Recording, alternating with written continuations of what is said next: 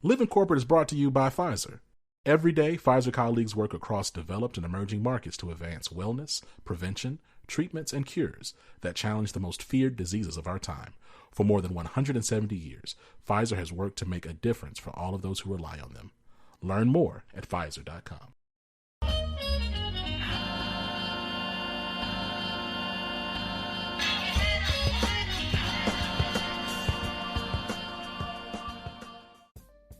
What's up, y'all? It's Zach with Living Corporate.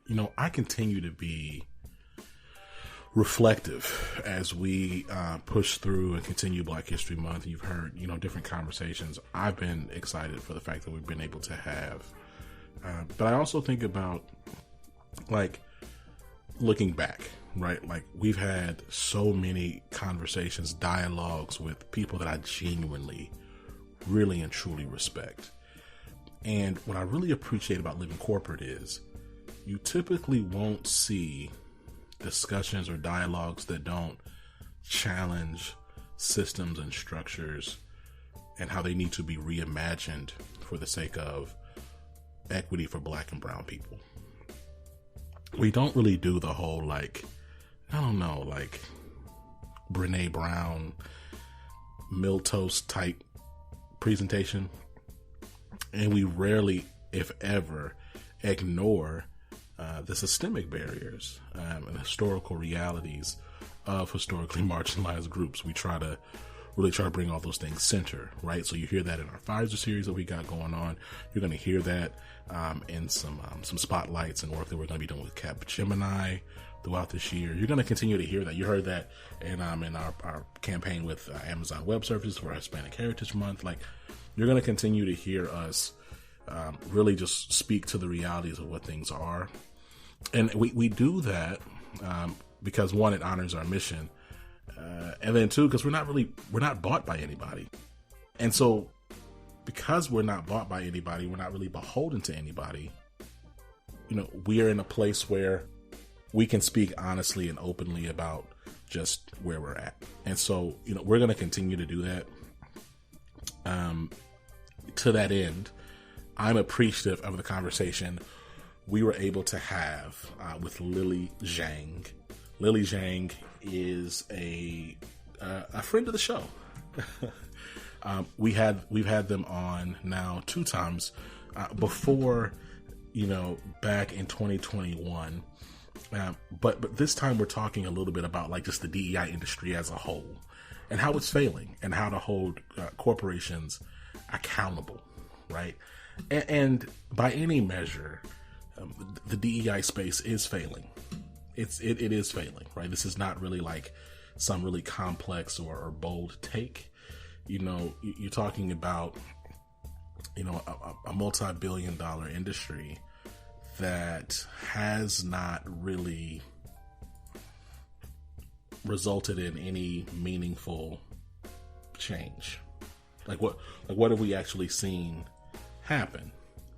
And I think that it's important for us as we have our dialogues around the DEI space that we embrace the facts, right? The fact is that Black representation has not dramatically improved in all levels of an organization. The facts remain that when layoffs happen, Black people are going to be primarily and disparately impacted by those decisions.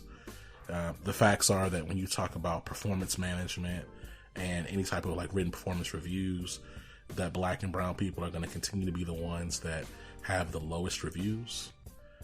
The facts are that when it comes to promotion cycles, that Black folks are going to be the ones typically held back and underpaid, right?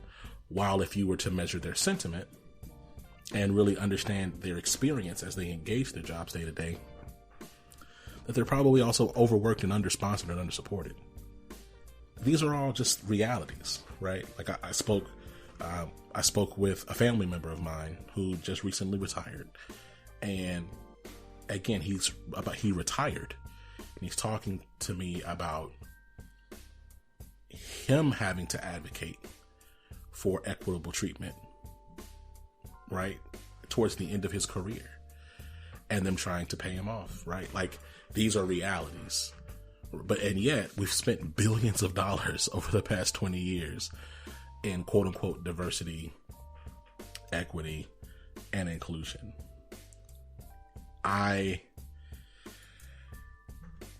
We have to be honest. And so, you know, again, this conversation we had with Lily is about their book, DEI Deconstructed, Your No-Nonsense Guide to Doing the Work and Doing It Right.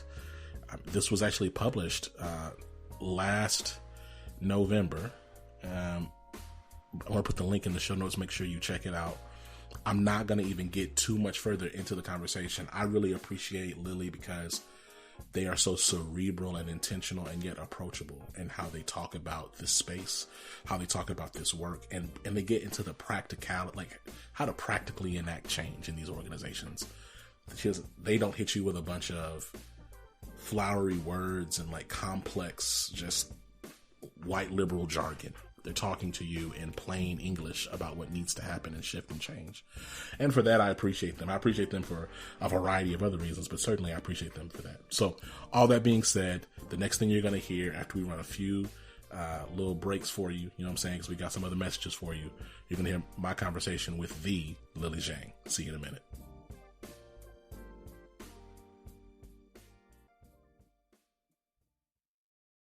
The Antigen podcast returns with a 3-part miniseries spotlighting maternal immunization. When it comes to vaccine development, there's been a shifting paradigm. Help protect pregnant women and their infants through research rather than from research.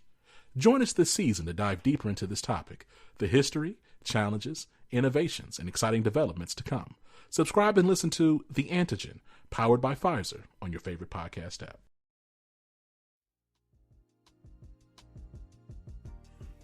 Lily. Hi. It's good to be back. Welcome to the It's so good to have you back. I recall we were talking off mic. Our last conversation was published on March 2nd of 2021. It's been about a year and a half. You're back. It doesn't. It feels like it was like last week, but it also feels like it's been 10 years. At the same time, right? Yep. I think... You know, the last time we had a conversation, we were having a discussion around really like anti-Asian racism and systems that create and perpetuate oppression across all historically marginalized groups. Right. We were talking about like solidarity between Asian and Black communities, right? And the fear mongering and that was a fun conversation. It was a fun conversation.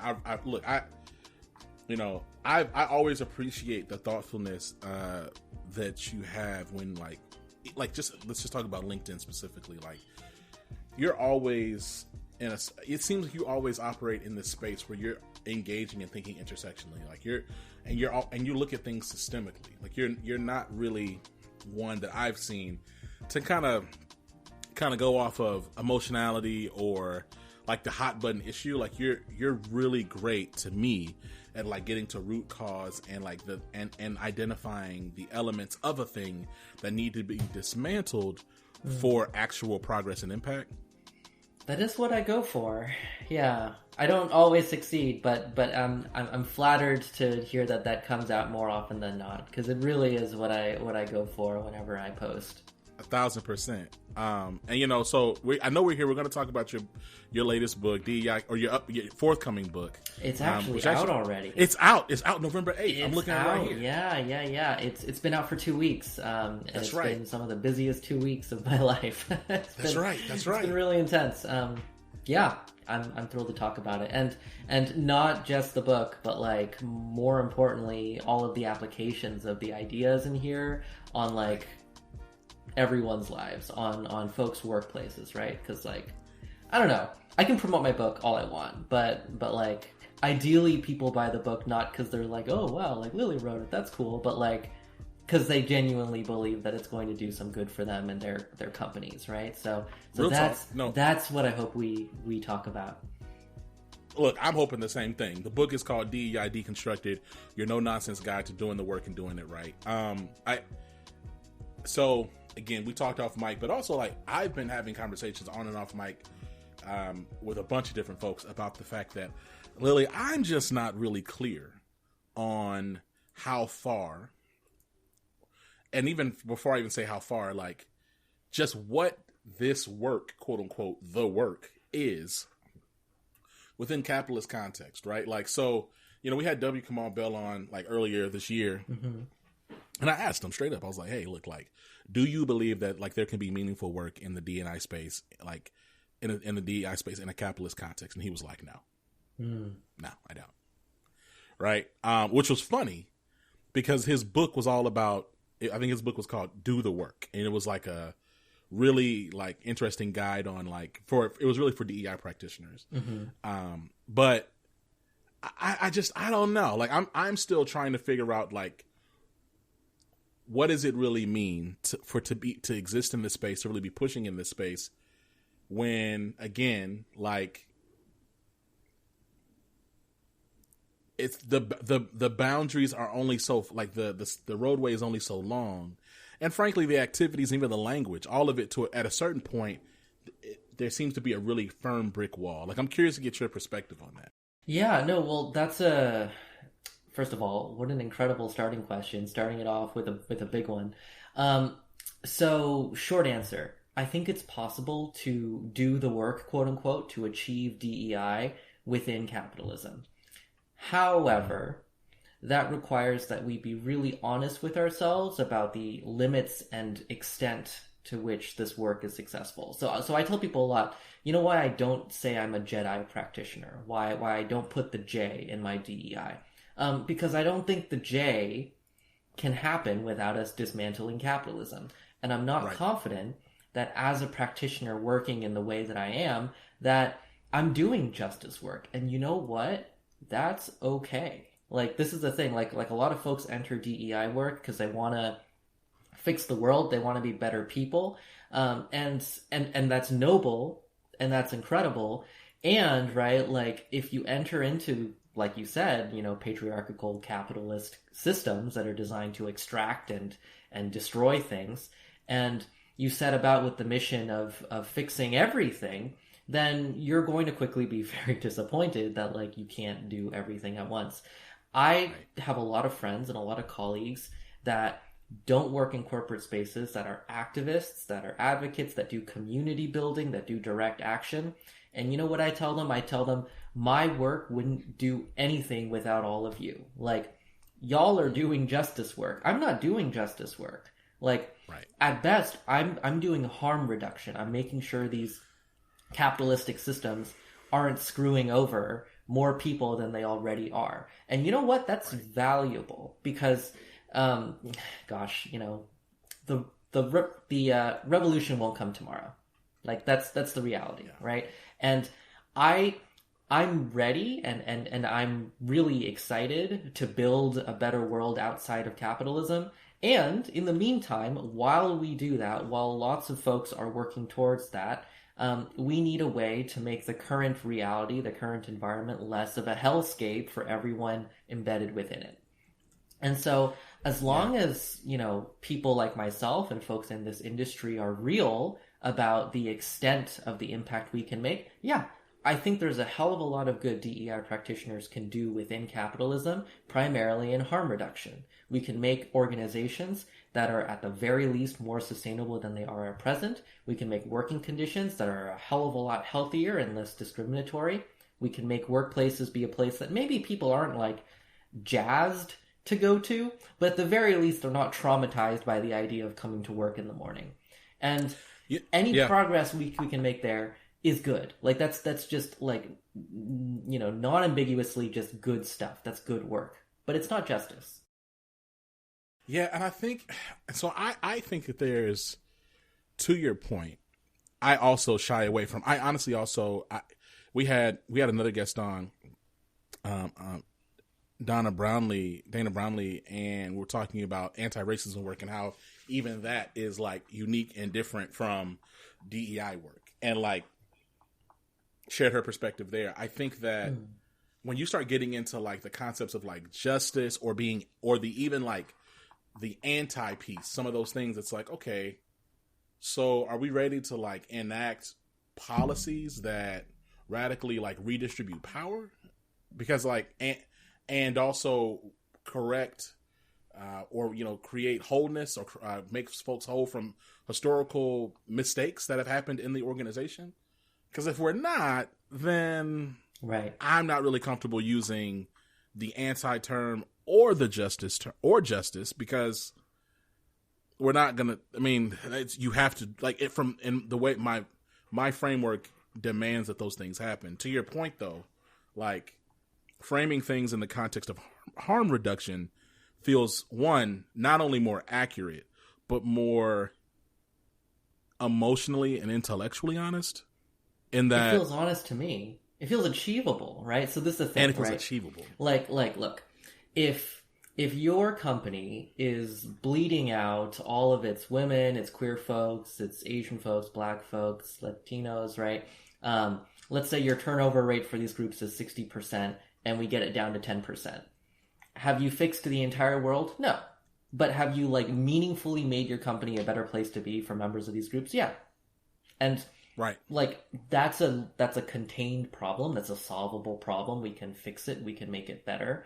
And the sooner we see our work as valid and as a series of efforts to fix this sort of stuff, and being okay with the fact that this isn't the same as us ending capitalism, then like I think that gets us to a better place, rather than like playing with all of these big words and trying to convince ourselves that what we're doing is dismantling cis heteropatriarchy or being anti-racist. Like at the end of the day, there's a passage in my book where I basically argue, and this is controversial, where I argue that like I'm tired of the term anti-racist. It doesn't mean anything at this point because it keeps being a set of moving goalposts, and it keeps us from actually doing quote unquote the work, whatever the work is.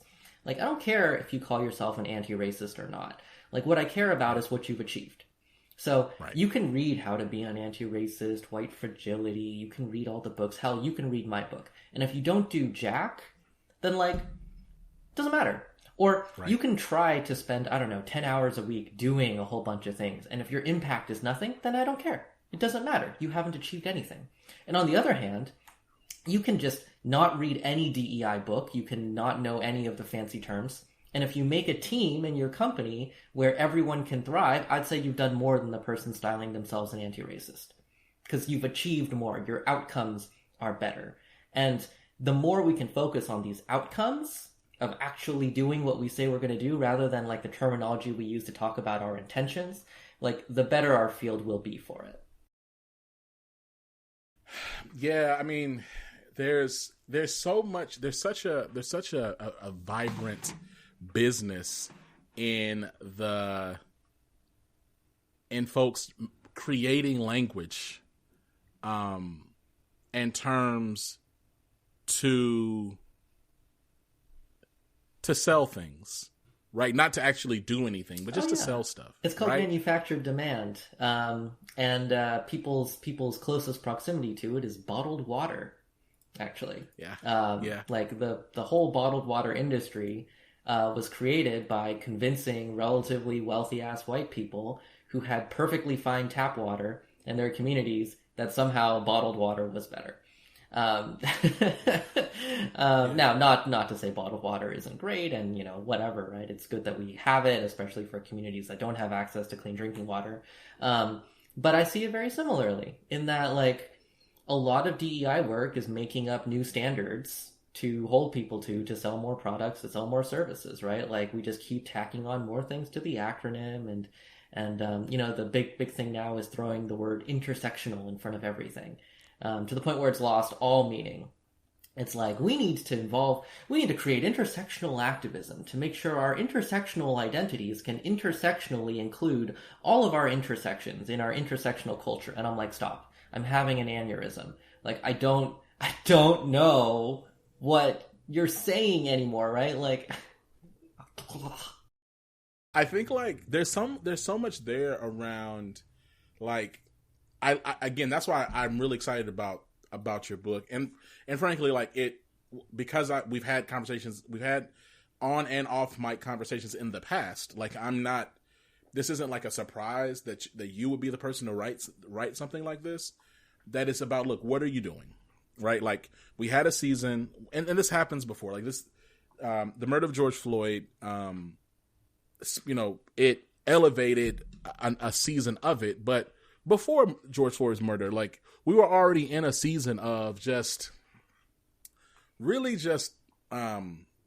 ambiguous language and high sentiment, low quantitatively measurable results. Mm-hmm. But we're even more in that now. I guess, like, let's say you're talking to the average diversity, equity, inclusion leader, the average Jedi, the average inclusion, whatever variation of term you want to use, the average HR person, and they've been tasked to create more, to do something, right? To check boxes, to do something. Like, where do you tell them to start, right? Yeah. Like these folks are, you and I both know these folks are typically understaffed, undersupported, underpaid, overtaxed in terms of no power, no resources, no head count. No power, no resources, no head count, no authority. Like, where do they start, Lily? Yeah. So first of all, if you are in this position, you have to understand that, like, if you're not set up to succeed, there is some personal calculus you need to do to decide whether or not you want to stay in that organization. Because in some companies, right, if you are not set up to succeed to such an extent that you should get out. Like, there's nothing more I can say. Like, if you have absolutely no power, you can't do anything, your budget is like, I don't know, $1,000 for the year. No advice I can give you will help. You just got to get out of there.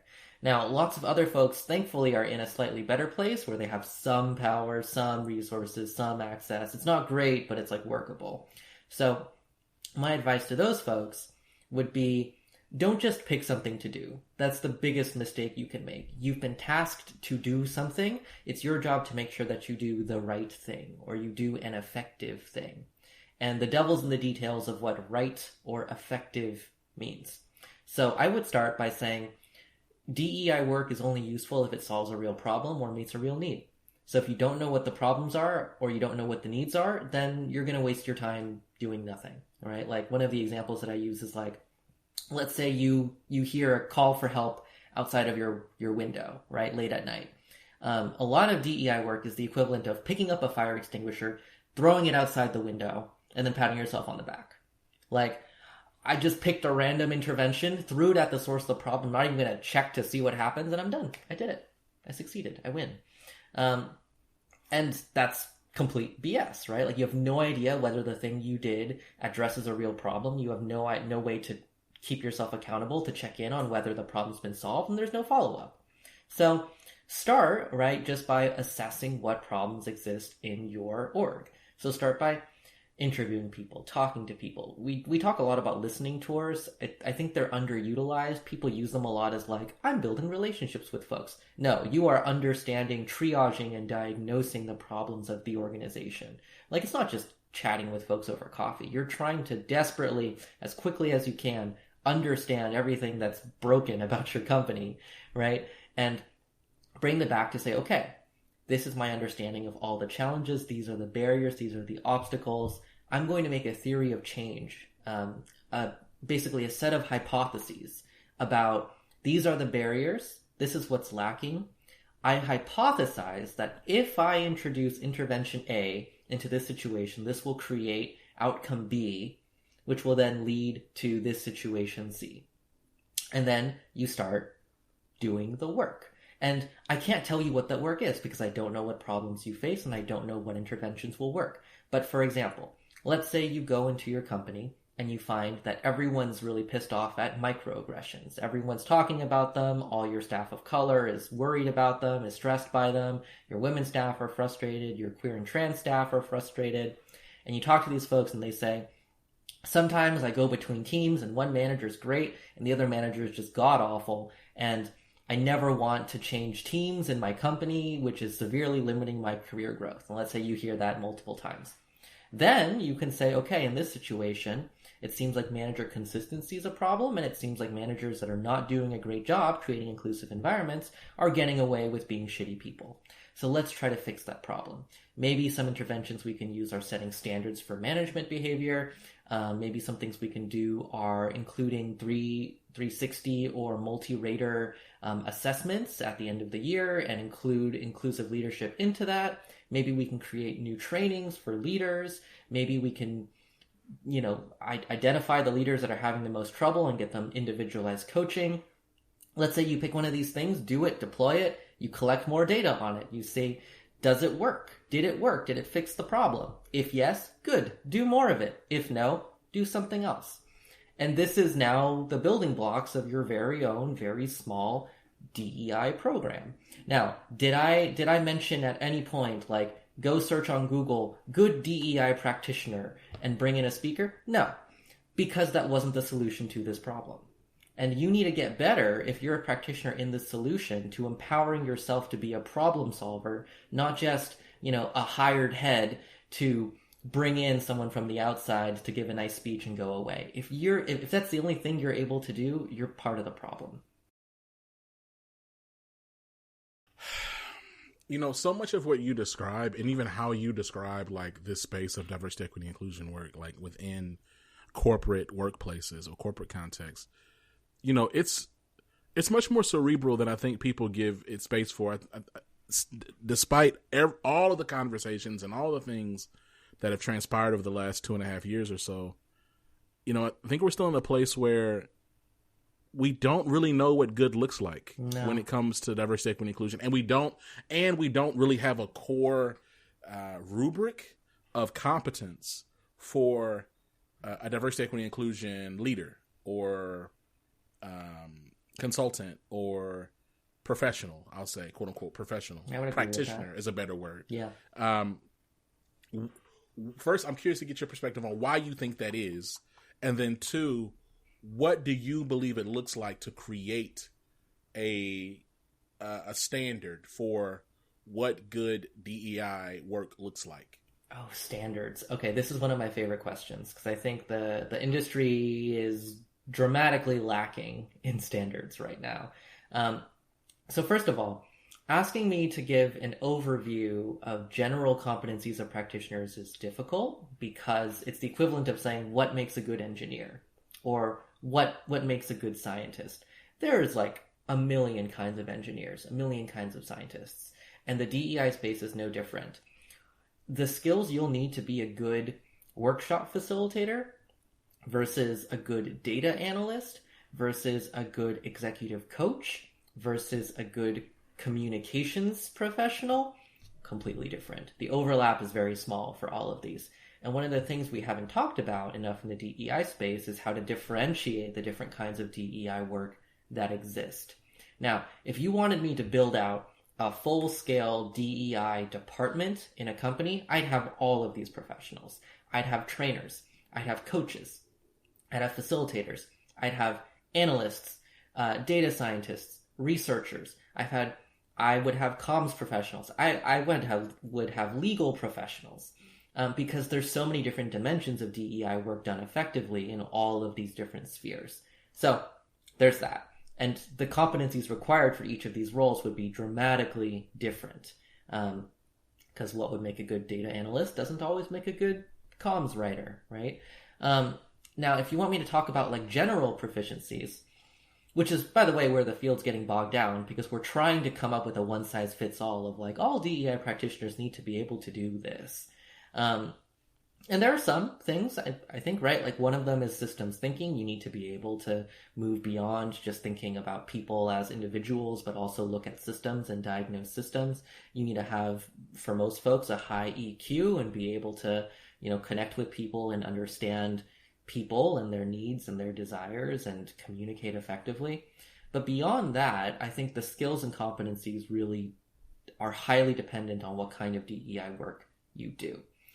The root cause of the fact that there's so little alignment between DEI folks and the companies they work in is that companies have no idea what they need. And so sometimes a company will say, hey, we want a DEI professional, just general. And so they bring in someone who's an incredible, I don't know, workshop facilitator. And they say, we need you to design a DEI survey. Completely different things. And so I don't care if you're the best facilitator in the world, you're going to design a shitty survey because you have no idea how to design surveys, right? And companies haven't asked for the right thing. Or they'll say, hey, we really want to undergo our DEI efforts. We really want some interpersonal facilitation. We want some executive coaching. And they bring in a DEI data scientist who has very little EQ and doesn't connect well with leaders and just wants to talk about data. That's not a good fit either. They're going to burn out and fail, and things are going to be bad. And so the question that I'm hearing underneath this one, rather than core competencies, it's how can we better match the skills that exist, the broad range of skills in the DEI space that exist, with the needs of companies that don't know what they want. And this is a huge problem. When the clients don't know what they want, or they think they know what they want, but they're wrong, and the practitioners don't even know what they have or what exists in the field, there's always going to be alignment problems. And that's exactly what we're seeing right now. It's interesting too, because I don't think what I'm about to, you preface something you said earlier with, this is controversial. I'm going to say, I don't think this is controversial. What I'm about to say is, I don't think these organizations, I don't think they don't understand what they're trying to solve, but it's because they don't care enough about it to understand it. Right. So yeah. It's, hey, look, I'm looking in the media. I Googled some things, and we think we should do something. I don't really care enough about it to like do any type of actual analysis or research or anything like that, like we would do if we launched a product or if we were to do some type of rebrand or any other like business decision. So let's just go ahead and hire this person, and that's real, and see what happens, Yeah, I see that a lot. So you know what the problem is? Okay, well, first of all, it is a problem that they do that. Definitely. The problem that's just as bad is the fact that there are practitioners who see that, know that, and still go along with it anyways. That's not acceptable, right? Like, we can't have practitioners who say, like, hey, I know you're full of BS, and I know you don't want to solve the problem, but I'd love to get paid. Let's do it. Let's do a 60-minute unconscious bias training. Let's do a one-off talk. Let's do something fun. And we'll get people excited. We'll all take the implicit association test. I'll share a sad story about being from a member of a marginalized group. I'll talk about the business case for diversity, and everyone comes away from this feeling good, and I get paid my $5,000 or $10,000 or whatever.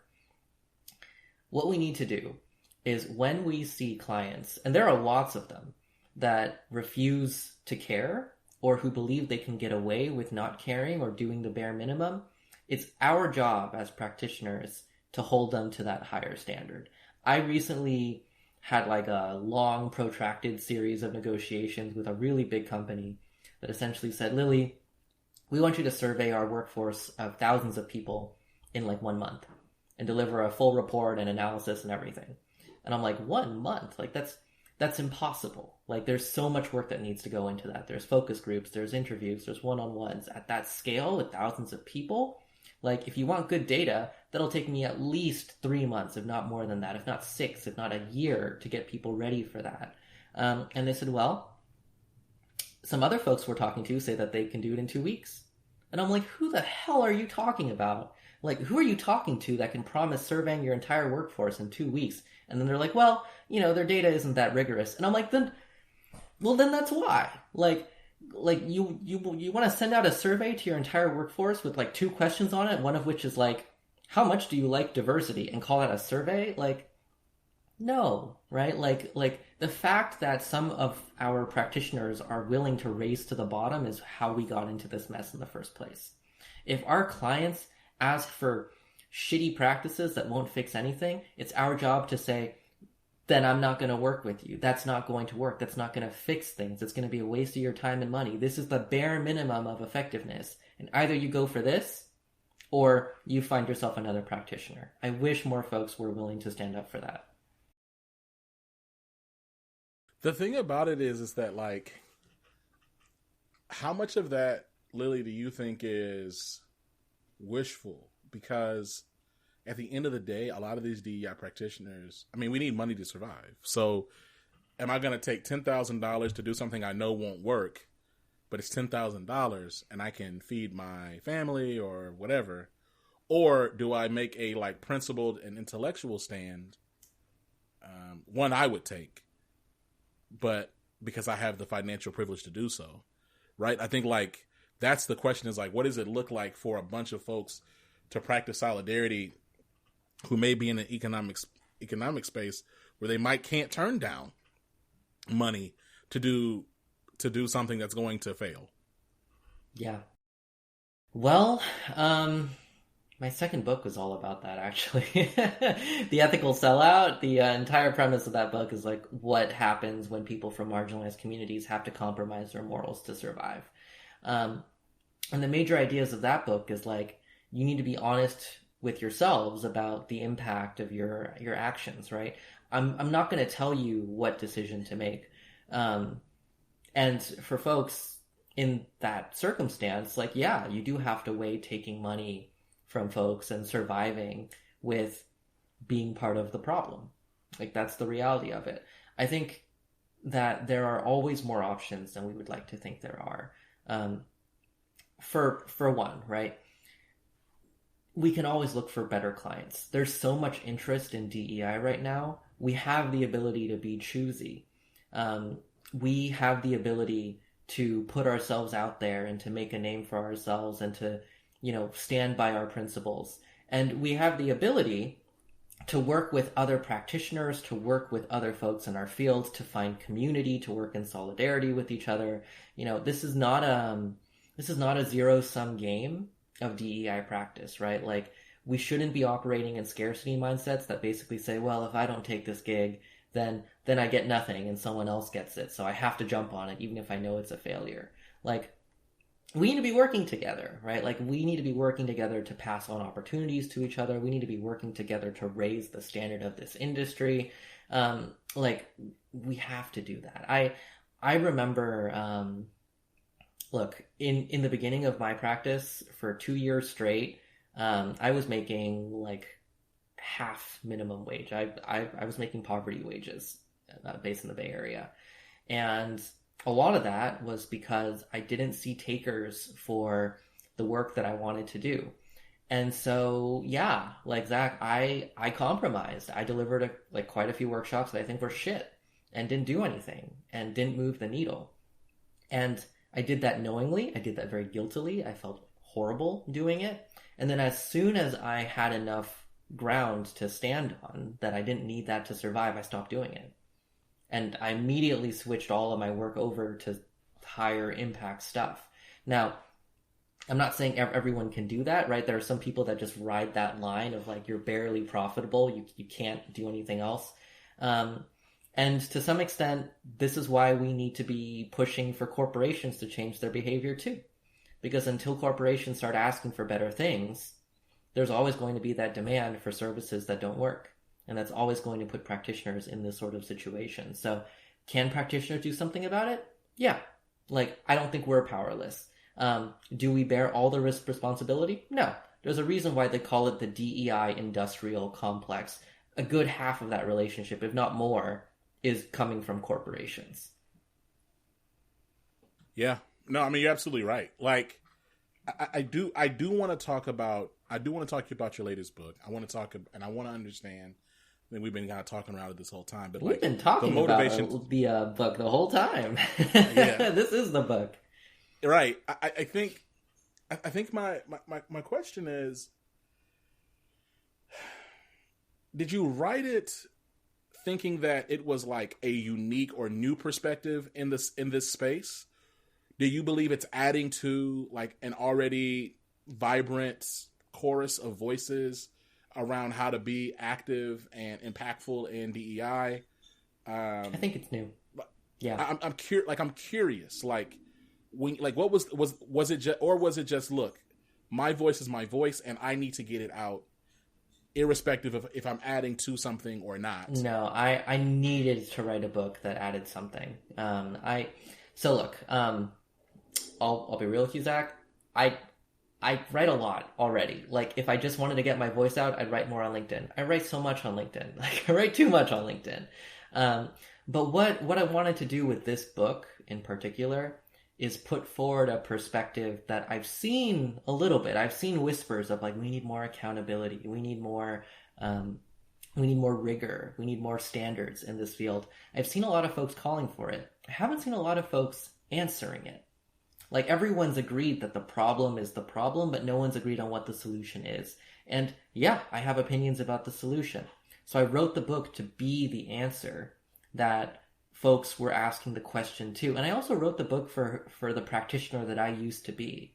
Like, earlier in my career, I was desperately looking around. Like I was like, look, someone teach me how to do this work right. Like, I know that the work I'm doing is subpar. I know that, like, there's no support for this. I know that, like, all I'm going off of is what I learned from a few studies I've read in school, as many books as I can read. But, like, I know I'm not incredible. Like, I wish I had more support, more guidance, and it just wasn't there. So I wrote the book to be a guidebook, a handbook for practitioners, not something to convince me that the work was worth doing. I know that. A lot of us know that. We all have our why. But to tell me exactly how to do the work to be effective. The how is lacking sorely. So the book is, it's not my own story, right? Like, it's a resource. I crammed this thing full of, like, I don't know, like 400 to 500 references. Like, there's so much research in this thing. One of the things that I had created as a practitioner going out was an Excel spreadsheet, actually, of different research articles that I had read throughout the course of my career. I can pull it up now. It's about 3,000 references big. And it took me almost a decade to pull together, right? Wow. I couldn't put all 3,000 here, but I put 500, and that's a lot. That's a lot. Like, pretty much every single page of this book has at least one or two references on it. And I did that on purpose, right? Because I wanted all of that research that I had compiled for my own practice to make it into the hands of any practitioner. Well, let me ask you this. So you said something earlier about you see there being a high demand and continued interest in the DEI work in this space. Do you see DEI as, like, how it exists today radically changing between now and 2030? Yeah, I think so. Not in the sense that all DEI work now will become better by 2030, but take it this way. So let's say, like, the best DEI in the world, or the best DEI work in the world is here, and the worst DEI work in the world is here, right? In 2020. By 2030, I don't think this is going to shift much. Like, I think we're going to still be doing shitty DEI work. Someone out there is going to keep doing this work because there's going to be a demand for it. But I think that the top, right, the best DEI work in the world continues to grow and improve. And it's my genuine hope that industry pressure will slowly move this up, and ideally, this is my personal perspective, government regulation moves this up too. Right? So I think right now, the best folks in the field right now can push this highest standard even higher. I don't think folks like me are going to have much of an impact alone on the folks who are doing terrible work and don't care about doing otherwise. You know what will? Government regulation, right? Like, we saw back in the 1960s, right? It's dead in the water now, but affirmative action is one of the most powerful things that have ever happened in the quote-unquote DEI space. It moved the needle dramatically, and nothing else that's come afterwards has had anything close to that amount of impact. If we can get good government regulation, if we can get more standards and more expectations from watchdogs, from third parties, from indexes, hopefully that bottom line will, not bottom line, that bottom standard, right, the furthest extent of our work will move up. And so, is this a radical transformation? I don't know. Maybe. But it's something. Like, I truly believe that our field will improve. We just have to be the ones to improve it. Yeah. I mean, affirmative action it definitely helped Black and brown folks. Undeniably. Undeniably. And it also helped white women a lot. I was gonna say the biggest beneficiaries were white women. I think, but you're right? Like regulation. I agree, especially when you think about like this ESG space and like how even there's like more crackdowns on like board diversity, which I think I think the bar is like underground, but it's something to start. It's something. Yeah, and we're seeing real movement in that space, like glacial movement, sure, but like they had decades to self-regulate and get that shit right themselves, and guess what? They didn't. And now we have NASDAQ standards to basically say like, well, bar is underground, but you gotta meet it now, and I'm so grateful that we have stuff like that, right? Like, is it gonna fix the world by itself? No, not in a million years, but I'm glad we have it. Lily, I think we could talk all day. I appreciate like you coming on. I think I would be remiss if we didn't talk a little bit about, or at least discuss, like you said, and you're right. We talk about intersectionality is kind of like parsley sprinkled on stuff now. Like we just kind of throw it on everything. I will say though that I get exhausted when we have conversations around the marginalization or oppression or attack or terrorism experienced by specific groups, and then we see marginalized groups attack one another or pit themselves or see them pitted against one another, right? Mm-hmm. So like most recently we've seen ongoing narratives about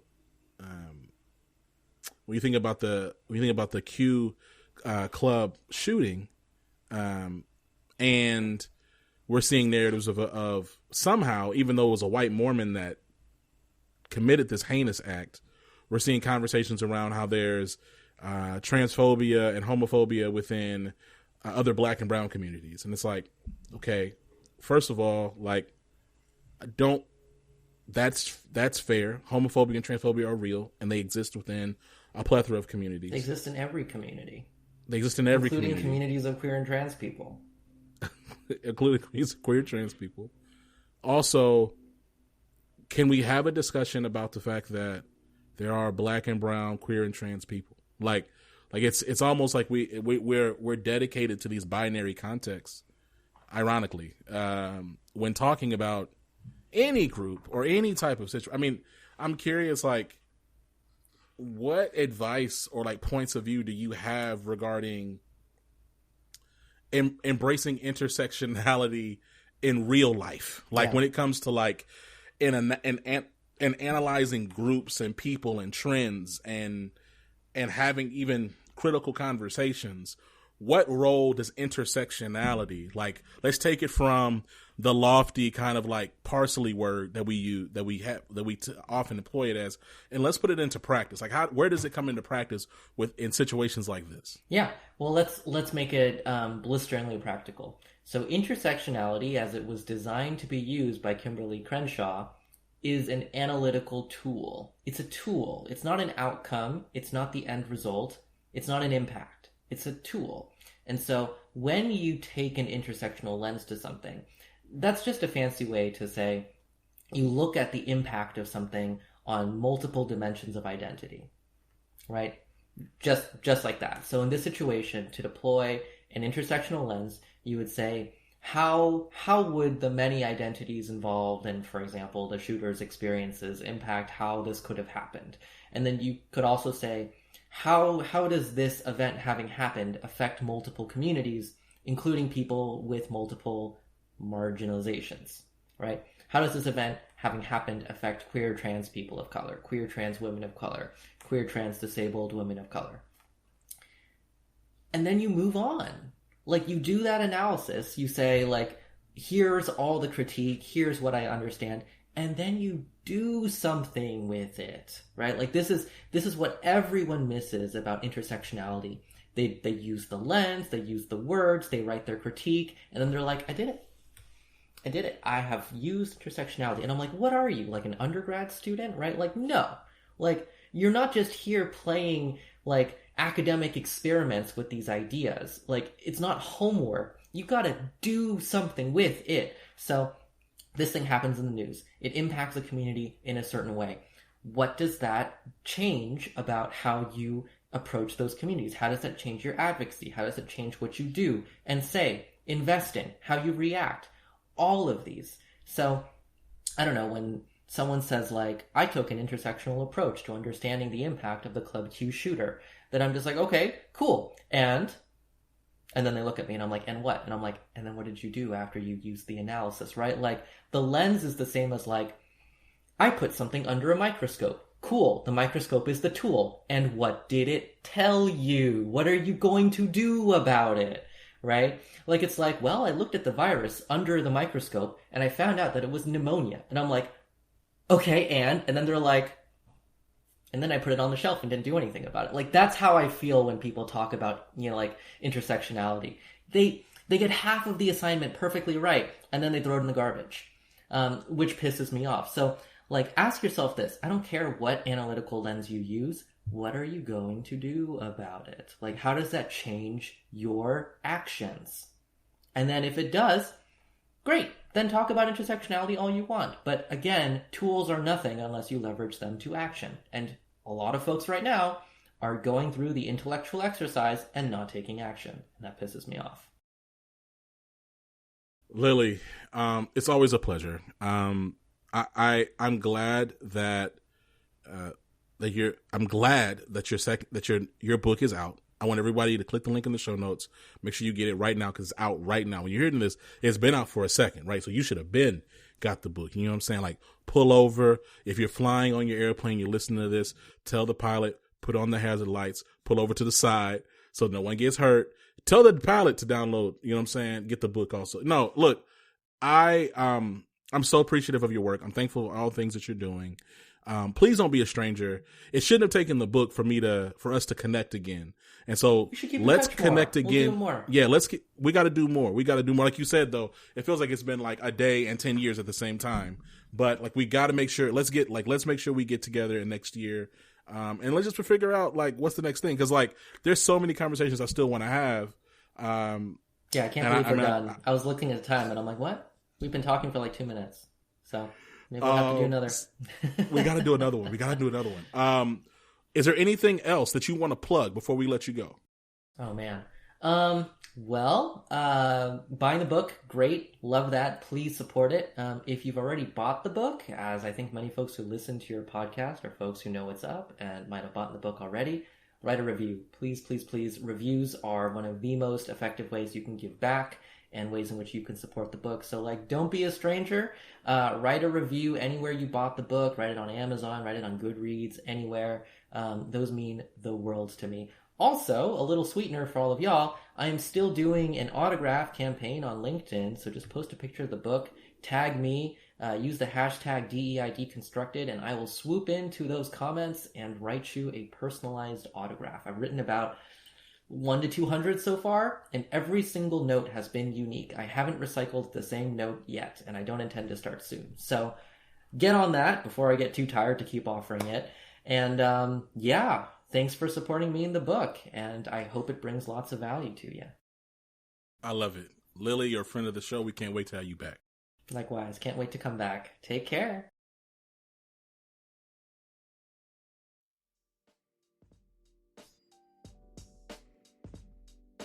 And we're back. Yo, Lily, thank you so much for being on the show.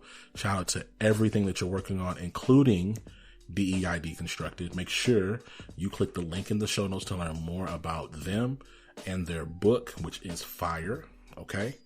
And look, again, we cannot change anything without it being addressed and faced. Okay. So if you're listening to this and you feel offended because I said DEI is failing, and you're in this space, I mean, good. I'm glad you're feeling something, right? That doesn't mean that you're particularly a failure. Maybe, I don't know.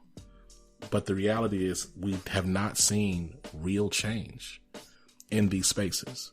In fact, what we're now seeing is we're seeing new laws being enacted to protect things that we already have, that we already thought we had the rights to, like our hair. So the Crown Act was passed, which is great. The Crown Act protects black women from having to change the hair that comes out of their head. But y'all, the Constitution don't grant us protection to keep our hair the same. We had to create a law for that. And now organizations are spending millions and millions of dollars in marketing and branding to promote the Crown Act. And I'm not hating, Black entrepreneurs, get your money. Black women, get your money, right? This is not about that. What I'm saying is that's not actually moving anything forward. Celebrating rights that we should already have is not actually progress, right? That's not reimagination. That's theater. Again, it's theater. I continue to use that word. It's theater. We have to do something different. We have to do something better. And that means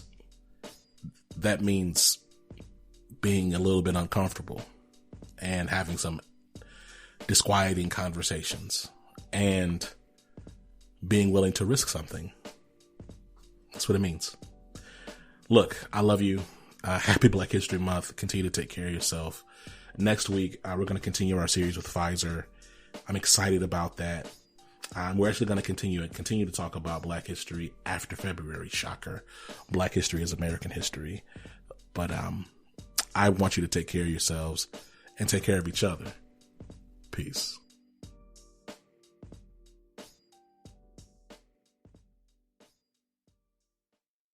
Elevation. Post-production is handled by Jeremy Jackson. Got a topic suggestion? Email us at livingcorporatepodcast@gmail.com. You can find us online on Twitter, Facebook, Instagram, and living-corporate.com. Thanks for listening. Stay tuned.